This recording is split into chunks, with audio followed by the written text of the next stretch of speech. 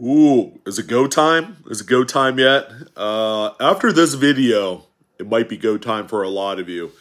I wanted to take the opportunity today to, first of all, thank you guys for all the views and support. You guys have been just a huge beacon for my being here, and I'm eternally grateful for each and every single one of you that like to watch my videos. Sure, it's not the most advanced production, guys like Silver Seeker and a bunch of other dudes, man, they got me beat, and it's all good, I'm just one of the old guys. As I get older, I'm probably going to care less about the technology aspect of things, but in any event, real quick, thank you guys for tuning in. And thank you, by the way, for all of the support on my Whatnot auctions. You guys like it. Who would have thought, right? At first I didn't know what to expect. Maybe I was a little hesitant, but that particular auction format for this channel, works out tremendously. Okay, that's number two. Number three, the consultations has been fantastic. But the consultations might be coming to a close after this month.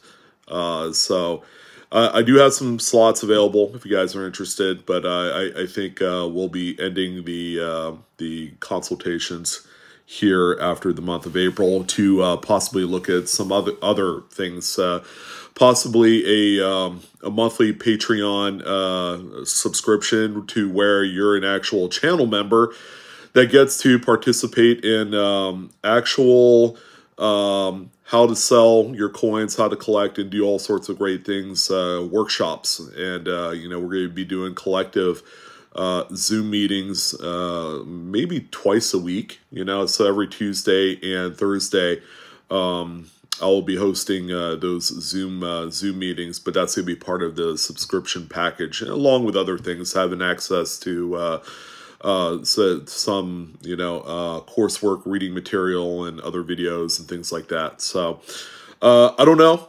I'm still kind of like road mapping it and developing it, but as of this month, I think we're done with the consultations. There's just too much for me to do, admittedly. And then there's certain technical aspects about the Calendly and Google Meet process that doesn't work out as well as I wanted it to, but heck, it was worth a shot. So yeah, there's that.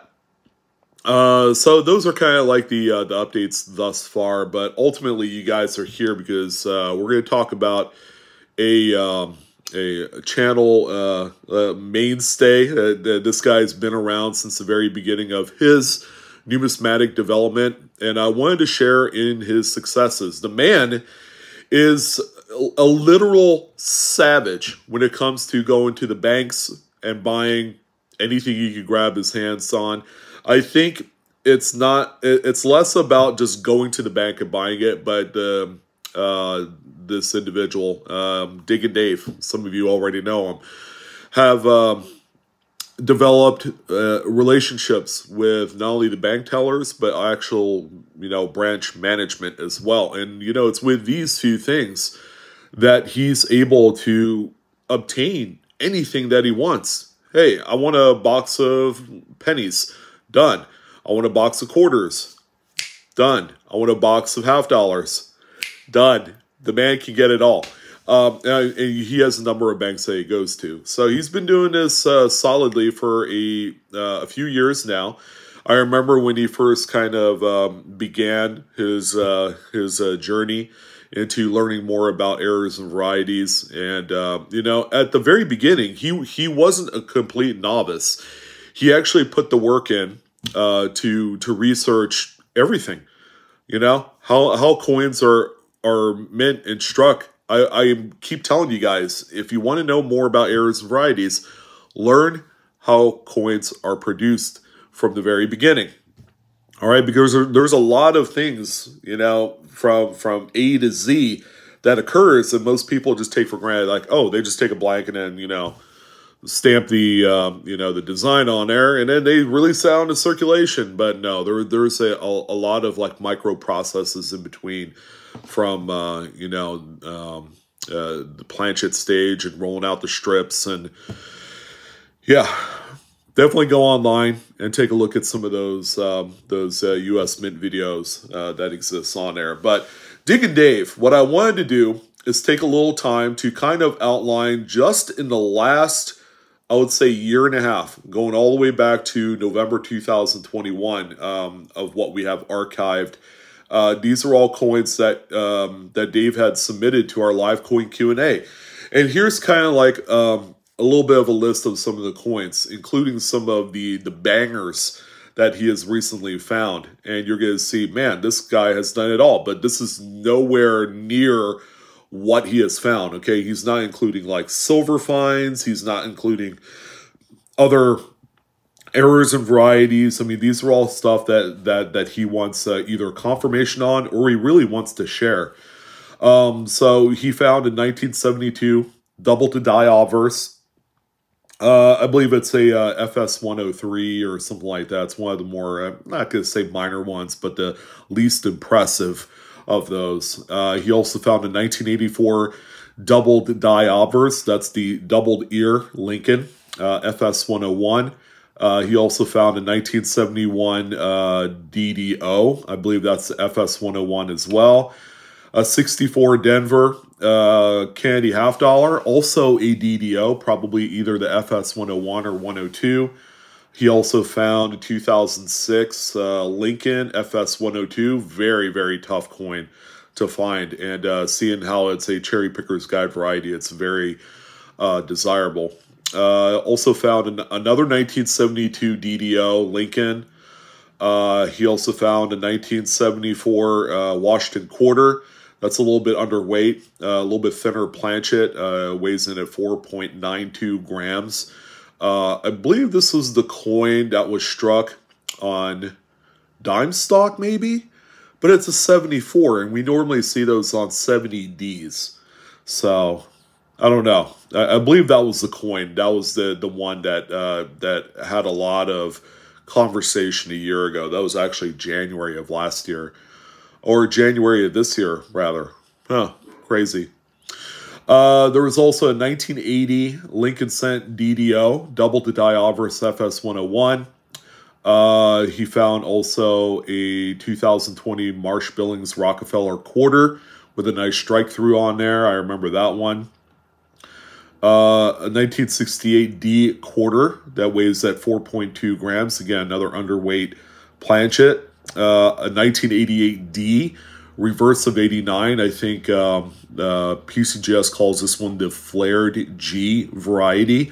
Also, it's also known as the wide AM as well. So he also found one of those, and it's in stunning shape. The coin's probably worth a few $100 easy. He also found one of the incredibly desirable 2014 Lincoln Shield Cent DDOs. I believe that's the FS 101, the one and only. Very nice coin. And then here we are. We're coming up toward like the tail end here of some of the super atomic bangers. He found a partial plated Lincoln Cent. He found another 1972 DDO. In FS 102 this time. And then finally, the last coin, ladies and gentlemen, a 1992D Lincoln Memorial Cent. Guess what? It's the Close AM. It's a coin that's probably worth about $1,000. And this is just kind of like just a few of them, because he's submitted so coins in the past that doesn't archive all of the stuff that he's sent across. But just in that list alone, a lot of impressive coins, and he's found so much more. So the secret to, I guess, the recipe for his success is the determination. It's like anyone that works for a living. Okay, you're working every day. Every time you punch that time card and you get started, I mean, you're going. All right. You're productive, I'd like to say, for at least 7 hours, if not the full 8. This man puts in a lot of work. I know that he has a family, you know, so he's not some single guy. He's married with kids, and he goes through thousands of coins every single week to put it into perspective. So it's not like, you know, I'm going to the bank and I'm like, oh, I'm going to buy a $25 bank box of Lincoln Cents, and that's what I'm going to work on this week. No, that's one of many boxes that he buys in one day to go through. So the man literally has piles and piles of bank boxes sitting around. But he always buys enough inventory to keep him busy and productive for a better part of the day. Okay, he probably works a regular job as well, you know. So a lot of this work, you know, he's probably up burning the midnight oil on certain occasions. I used to do that too when I was in my 20s and 30s, you know, looking through coin. I can't really do it too much these days, you know, due to just being a lot older, you know, and not having the time, you know, with family and other things to put in that kind of productivity. But yeah, Digging Dave, this is a video that I wanted to talk about you. I know you never asked for it or anything like that. And, you know, you and I have been pretty close internet friends in the hobby for this. And, you know, maybe one day we'll meet face to face, you know. I know you're out there, you know, somewhere in the Midwest or somewhere around there. So, you know, maybe I'll do a show one day out that way, you know. Chicago World's Fair sounds pretty good. But if you guys are looking to move the needle in the hobby and you want to do more other than just finding nice high-end looking coins that you could possibly turn for $1,000 because, you know, the registry set is a thing, that is about the most preposterous, like, outside shot of having any modicum of success in the hobby is to focus on that. That is what they call the definition of insanity, ladies and gentlemen. Doing the same thing over and over again, albeit the toughest, most difficult things in the world to continuously do, and, you know, having the same friggin' results, you know. So, congrats, Dave. He's doing it right. As a collector, that I'd like to say is probably more one of the advanced people, and all it took him is a few years, you know, to get to that level. If you put in the work, you do the research, then you will get to a level where Dave is right now, okay? All it takes is a little determination and ultimately, you know, being a student of the hobby. And it doesn't matter where you're at in the process. You could be a guy just starting out. You could be one that's been in the hobby for 5+ years. You could be a dealer that's been doing it for 30, 40 years. It doesn't matter where you're at, okay? Just because you're at like a top level of your game because of tenure doesn't ultimately mean that you know 100% of everything that needs to be said about numismatics, okay? And that's all across the board, you know, from US type coins, world coins, paper money, and all different facets, exonumia, ephemera of different types, you know, Disney dollars, believe it or not, is numismatic related, you know. So, I mean, you know, there's a lot to love out there with the hobby, and if you find a specific niche, then you just sit down, buckle down. If it's interesting to you, you continue to learn about it.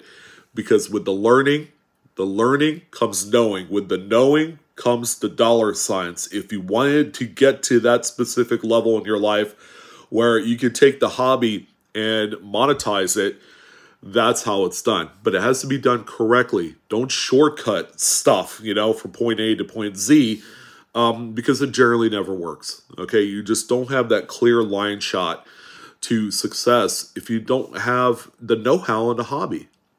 You know, it doesn't matter what you do. You know, someone had said, well, you know, you can be dumb and stack PMs.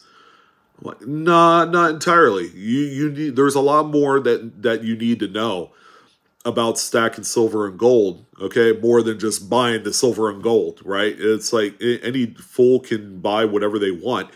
But What if you come across that one piece and you inadvertently buy a Chinese fake, you know, or you ended up buying, you know, by accident, a rare early type bar, you know, an old ingot of gold that probably came off a shipwreck, but you just didn't know any better.